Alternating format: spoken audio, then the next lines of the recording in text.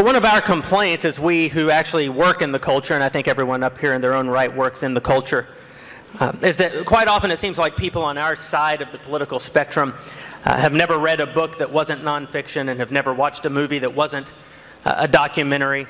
I know it's not true at night. I know that, Louis Gohmert goes home and watches Real Housewives of New Jersey just like everyone else, and then pretends that he doesn't, just like everyone else. But unfortunately, as a movement, we seem completely unconcerned with the culture.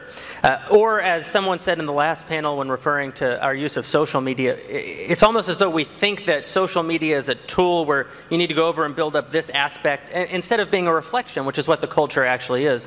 The culture is a reflection of where we are as a people. Pop culture is a reflection of what's going on in the greater culture. And so it's not so much that we need to learn how to engage the culture, it's that we have to actually participate in the culture. We have to organically become a part of the culture, let the culture inform us. And I think that it's worth noting that the last time we ran a candidate who not only utilized the culture but came directly out of the culture, he won 49 out of 50 states. Ronald Reagan was not fundamentally a politician. He was fundamentally a member of the pop culture. He spoke to the American people in the language that they understood, which is the language of the pop culture.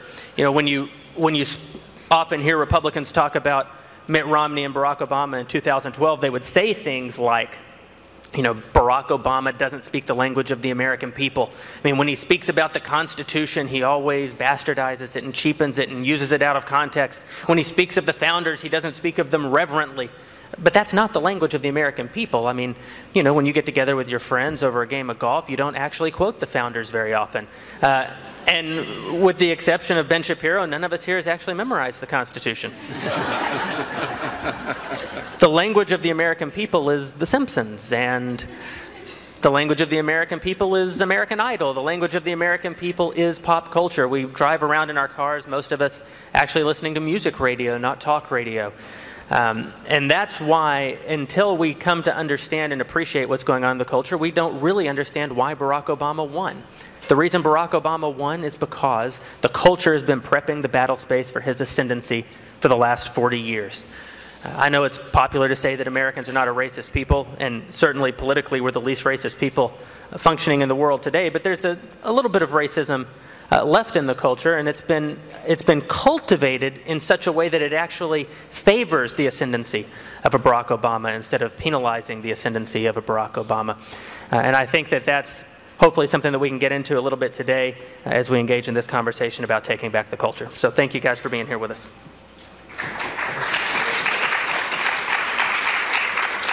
I think to get it started, if we could just go down the panel and everyone tell us a little bit about yourselves and your thoughts, and then we'll kind of turn it into a bit more of a conversation, which I'll moderate, and then in the end we'll take questions for anyone who'd like to engage with us. Thank you. Ben. Okay, I guess we'll start at the far end. In order to kind of understand the impact that the culture has on the debate, I think it's important to understand that people don't even understand politics in terms of pure policy. People understand politics in terms of a moral narrative that Hollywood is best geared toward playing out. That's why if you talk to most people who actually voted in the 2012 election, most people were not closely following the issues of policy that Romney and Obama were laying out. Instead, what they were following was the moral narrative. And the moral narrative that was being played out was something like this from Barack Obama's side. Mitt Romney is a horrible person. Mitt Romney is the kind of person who puts dogs on tops of cars. Mitt Romney is the sort of guy who wants to put y'all back in chains. Mitt Romney fires folks specifically so that their wives lose health insurance and die of cancer 6 years later. That's who Mitt Romney is. Mitt Romney is the black hat in this moral universe.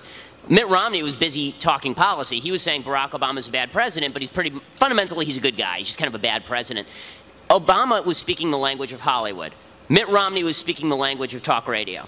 And the problem is that most Americans, on a fundamental level, understand moral narrative. And that's what Hollywood truly is about. And that's where the right really goes wrong. The right is shy about casting politics in terms of values. They're shy about casting politics in terms of morality.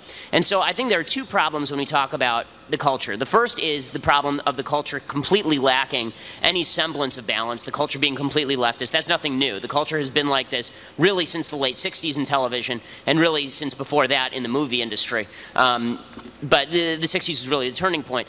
If you look at the culture, it's no shock that it's like this. Everybody thinks the same way. It's an absolute echo chamber. When I wrote a book called Primetime Propaganda, which was about Hollywood, and I went undercover with all the folks in Hollywood, I wore a Harvard law cap. My last name is Shapiro. I'm from Los Angeles. That means there's a 99% shot I'm a liberal, so they assumed I was a liberal. And they spoke honestly with me about what Hollywood does, and people freely admitted that they were trying to put social messaging into what they were doing. They were trying to push a social justice agenda. That's one problem. I think that there's a second separate problem that I think pretty much everybody on the panel would agree with, and that is that the Republican Party has refused to learn the lessons of Hollywood. So in the same way that Hollywood doesn't take any of the politics of the right seriously, the right refuses to take any of the narrative of Hollywood seriously. And I think that's almost the reason why Hollywood is so replete with liberals, because a good conservative doesn't go into Hollywood. A good conservative doesn't get involved in the culture. A good conservative sits at home and listens to Rush Limbaugh and then goes and writes white papers for the Heritage Foundation. And that's bound to be a loser, because the fact is that as great as the white papers are at the Heritage Foundation, they're going to get read by two people who are both staffers for Mitch McConnell, and they're never actually going to be seen by anybody outside of that particular space.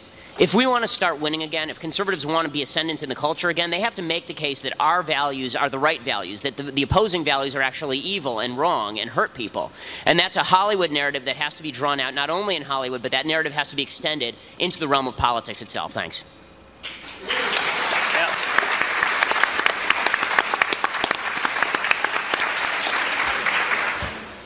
Let me pick up on some of the themes Ben just emphasized.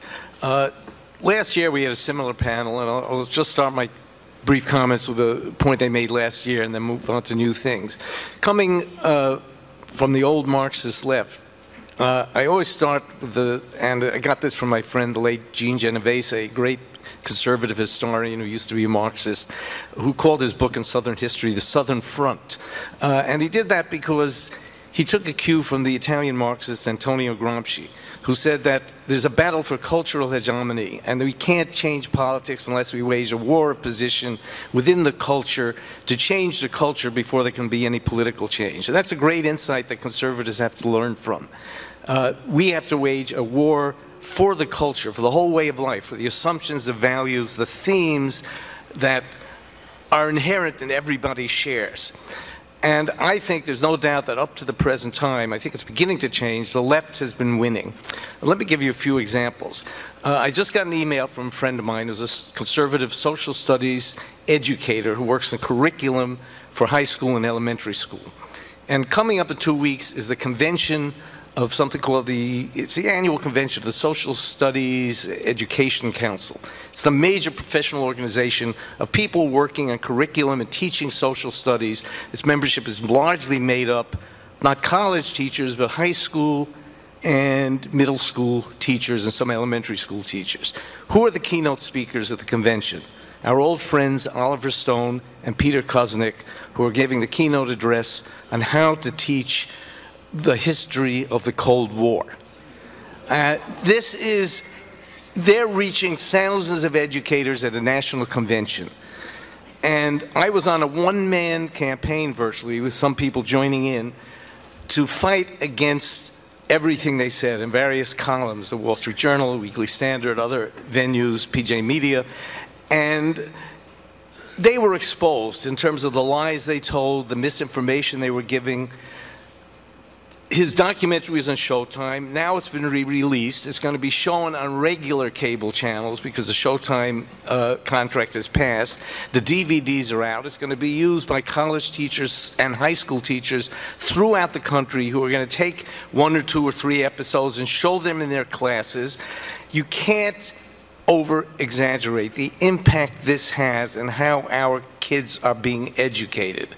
If you thought Howard Zinn was bad, Stone has celebrity and he makes movies. Why isn't there a conservative who can do an accurate history of the Cold War, knows how to make a film, and consult the conservative historians who will write a really truthful script to counter this? We don't have this. Years ago, PBS did a history of the Vietnam War, which was totally distorted. Now it's going to be magnified because next year, when you have a new anniversary of Vietnam, you're going to have Ken Burns' history of the Vietnam War. And I tell you in advance, it's going to be horrendous. And everybody loves Ken Burns. And that's going to be the history of the Vietnam War that Americans learn and see. Secondly, another example from Hollywood. I wrote about this in National Review Online a month ago, or a couple of weeks ago, actually. Bryan Cranston, coming out of Breaking Bad, is the hot actor in Hollywood. He deserves all the plaudits. He's a great actor, if any of you watch Breaking Bad. The first major project he's doing for Hollywood, already signed and starting to be filmed, is a movie called Trumbo about the communist screenwriter Dalton Trumbo. It's based on a 30-year-old book that is pure hagiography, the author of which, Bruce Cook, totally bought Trumbo's lies and did it in terms of his own narrative. None of the truth is going to be in this movie because it's based on this book. Now, I think, from what I see, and Ben probably knows more about this, I don't know how successful the films are. The left is good at old-style agitprop, and often it fails. Robert Redford did a movie, a dreadful movie, about the Civil War that was really evidently about the Bush-Cheney terrorist policies. Totally flopped. It went right to video on demand and Netflix. I don't think it lasted a day or two in the theaters. Then he made the movie last year about the Weather Underground. Look at the film about this movie. He was on tons of talk shows, radio and TV. I finally saw the movie. Peter Collier wrote a great piece showing also its falsehoods. Peter wrote that in the Weekly Standard. Now, I don't know how the movie did. I suspect it did horribly. He tried to do it as a thriller, but the message was the following. All these leaders of the Weather Underground weren't terrorists, they weren't bomb throwers. They were morally conscious, good young people who just used unfortunate methods, which were understandable because the real terrorist and the real evildoer is the United States. So we have to excuse them even if we don't adopt their methods. And in the interviews I saw Redford give, this is what he thinks and this is what he agrees with. Now, they make films like that.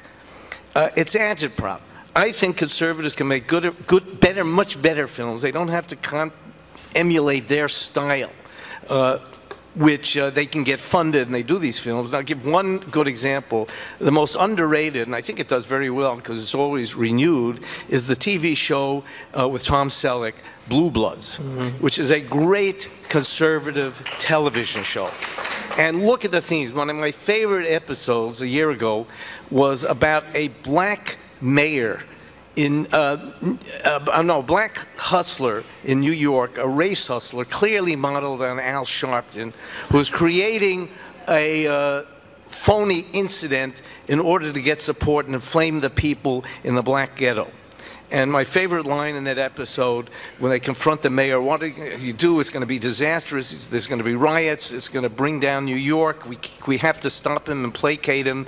And speaking about this character, who is a reverend, Tom Selleck's character says, oh, he's just trying to get his own show on MSNBC. Now, that makes the point. That's a great line. We have to have people writing things like that. Maybe Andrew can write one. And not do agitprop. You can bring out the themes culturally. The reason I love Blue Bloods, it's about a wonderful Irish Catholic nuclear family that always meets together for dinner on Sunday night. They have really solid family values. Politically, it's conservative without hammering home the theme. It gets into the politics of New York City so accurately. It's absolutely wonderful. People like it as entertainment, but the underlying message makes you think about it, not a ham-fisted way, which is the way a lot of the left stuff, because they're written by old leftists, is all agitprop. So I think there's opening for conservatives in Hollywood like Andrew and Ben to begin doing good things that they can get funded that will help change the whole culture slowly. We don't have to give up on Hollywood, and we don't have to give up on education. So those are the two areas. And I think education, we really got to do something about getting some conservatives concentrating on the liberal arts. We can't just leave it to the leftists. It's just too dangerous to let them get away with it. I'll stop now.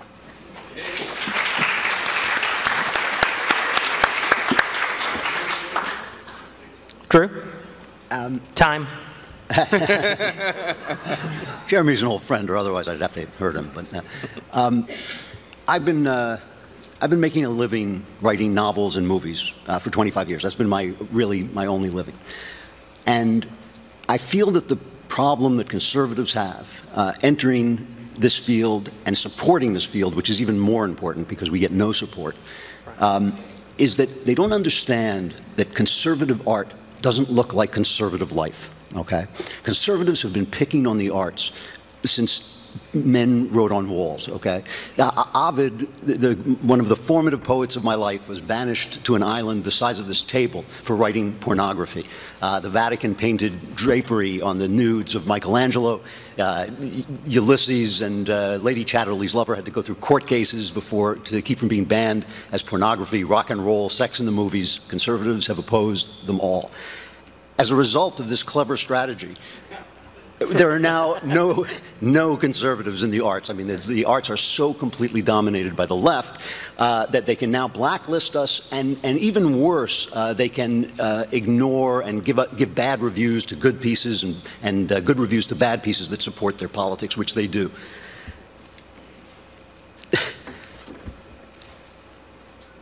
Let me just make sure I say everything I have to say. Every week on Law & Order, they rewrite a political event that favored the right to favor the left. Yeah.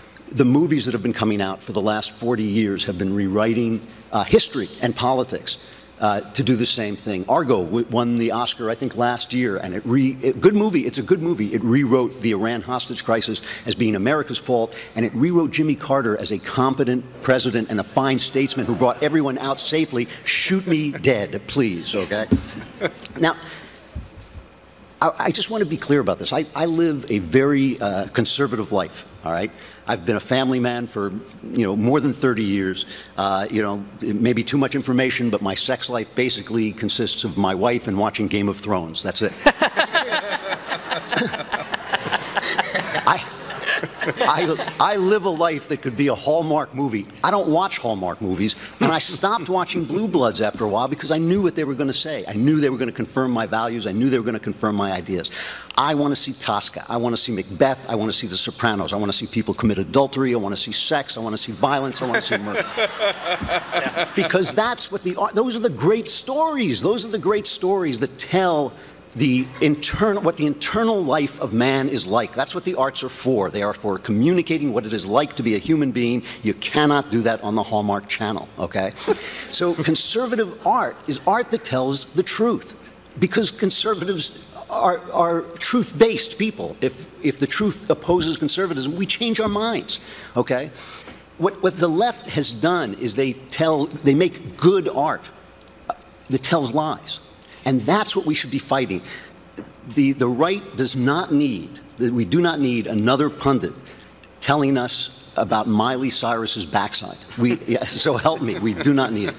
What we really do need, and we need it desperately, is we need think tanks, grants, awards, and more importantly than anything else, review venues that talk about the arts, that favor people who support the American ideal of individual liberty. I mean, right now, if my wife wants to hear about the new jazz artist or the great hot new television show or watch Bryan Cranston get interviewed or hear him get interviewed, she has to turn on NPR and get socialism with her culture. Where are we on this? We just are not supporting the artists who believe what we believe and who know what we know, and that's what we have to start doing.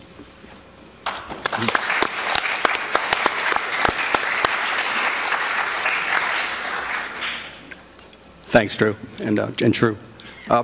I've been one of the rare people who's worked both in creating an enterprise that makes money. I went to law school with Laura Ingraham, and we had this idea, let's talk to a lot of Americans.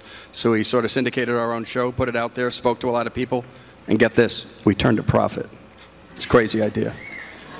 And then I met the people at Salem, and that's Bill Bennett, Dennis Prager, Michael Medved, like my heroes, and now I oversee that operation, and get this, we turn a profit. It's a crazy idea again. And so I'm sort of a little tired of us on the right acting like we can't own the media too.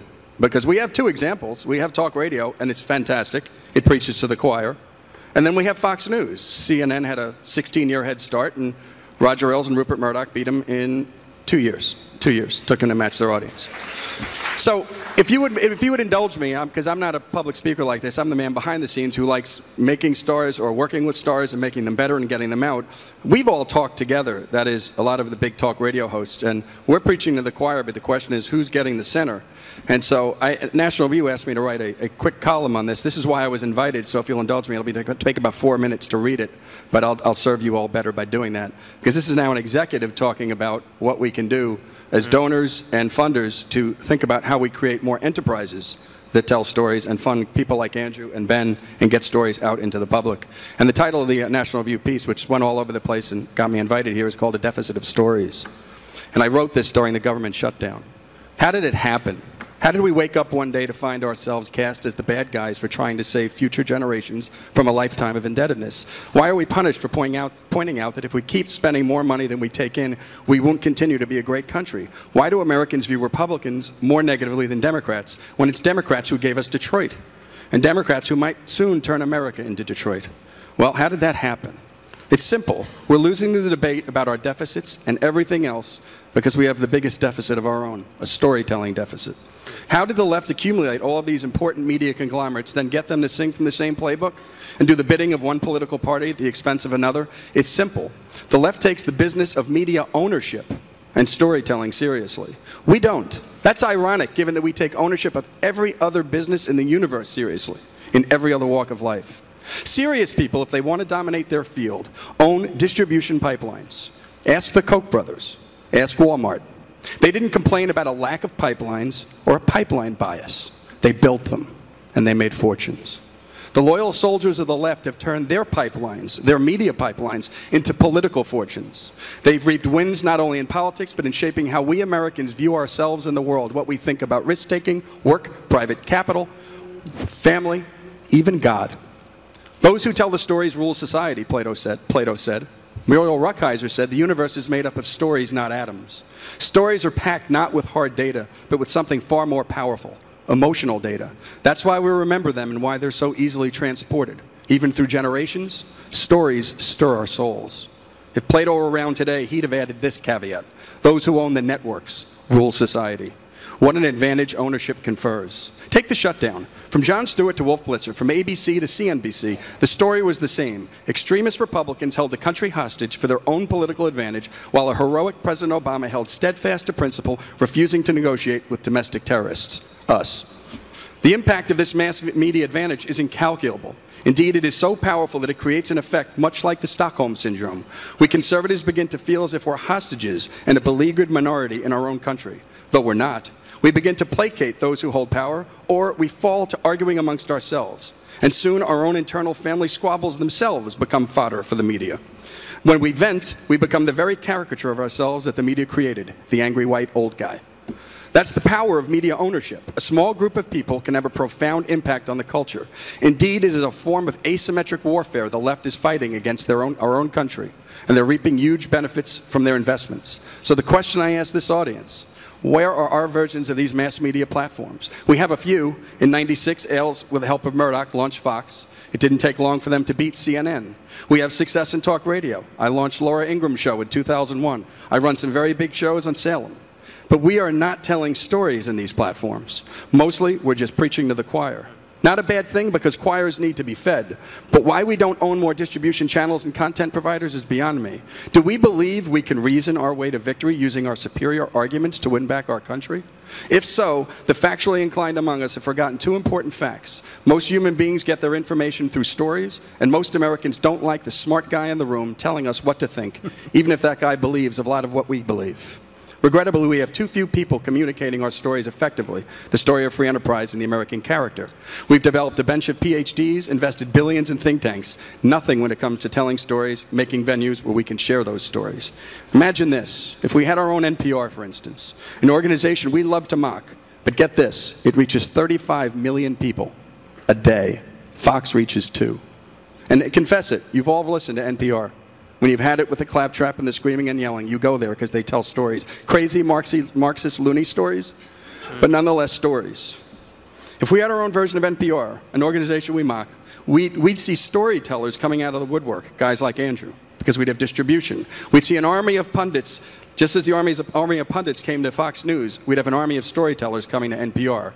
Indeed, the power of owning our own version, our own distribution outlet, will be all-encompassing, because the distributor has the power to shape content and train a generation of stars and storytellers.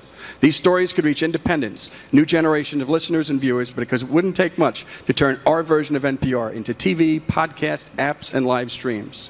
So let's challenge our most generous donors to dream big and reverse engineer some of the left's most effective storytelling conglomerates. In the past two cycles of politics, GOP donors have donated billions of dollars to TV ads, and that's a giant donation. What do we have to show for that investment? Worse, those advertising dollars fill the coffers of the very media conglomerates we hate. That's right. We're funding the other team, we're funding the enemy, and we're the smart guys? Don Hewitt, the genius behind 60 Minutes, was asked why the show he created was so successful. He was on the Laura Ingraham show, and he said this in 2001. He said, "Tell me a story, one with a beginning, a middle, and an end." He added, "Stories have good guys and bad guys, conflict and resolution," what Andrew was talking about. In the liberal universe, the bad guys are corporations, millionaires, Christians, Israel, the U.S. military, billionaires, the founding fathers, energy producers, and that's just a few.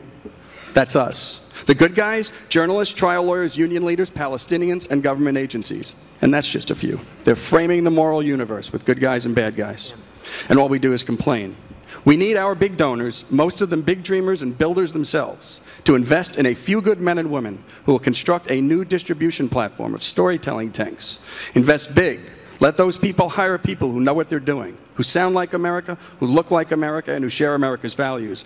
Then watch the audience come. And revenue, too. Watch us shape the cultural narrative for change. Let's stop complaining about our storytelling deficit and media bias. Please. It's time to construct our own. How hard could it be? Liberals did it. But the one thing that everyone mentioned, and Lee so eloquently there, was the idea of story and the framing of the narrative in terms of good and evil. And that started with Ben and ended with Lee. And something that I've said for quite a while now is that the left understands that stories have villains. And while David has written his Go for the Heart tract, and Ben, you mentioned this too, about us taking a page out of that book and doing the same. When Mitt Romney says that Barack Obama is a good guy who's not a very effective administrator of the government, it would be like if Obi-Wan Kenobi had said to Luke Skywalker, Darth Vader is a pretty good guy, but he doesn't administer the Galactic Empire very well. If he had said that, we wouldn't go on the journey with Luke Skywalker after that. We'd be against, Luke Skywalker would seem like a terrorist for trying to kill all those nice people on the giant government space station at the end of the movie. And that's how we see Mitt Romney, right? In exit poll after exit poll after exit poll after exit poll, the American people agreed with Mitt Romney on every single question of policy. Not the majority of policy, all policy. But they didn't vote for him. You know why? He's evil. Hitler probably had some good ideas about how to build better roads and bridges, but we wouldn't vote for him because he's evil. And the American people don't want to see themselves as being aligned with evil. The American people don't get their news from Fox News. Lee, as you said, 2 million people watch it, 20 million people watch American Idol. The average American person under the age of 35 watches 1,500 hours of film and television every year. That's 40 hours a week. That's a full-time job. If you think about your kids who are under 18, they go to school for that same amount of time, meaning for 80 hours a week, they have 2 full-time jobs of being indoctrinated by the story of the left. I mean, does a good parent spend 15 minutes a day in meaningful conversation with their kid? I mean, does the most religious parent among us take their kids to church for 2 hours a week? We're never going to make any dent until we engage this concept of story. And so, Ben, since you started with the concept of story, I wondered if you'd expound on it a little bit. Tell us where you think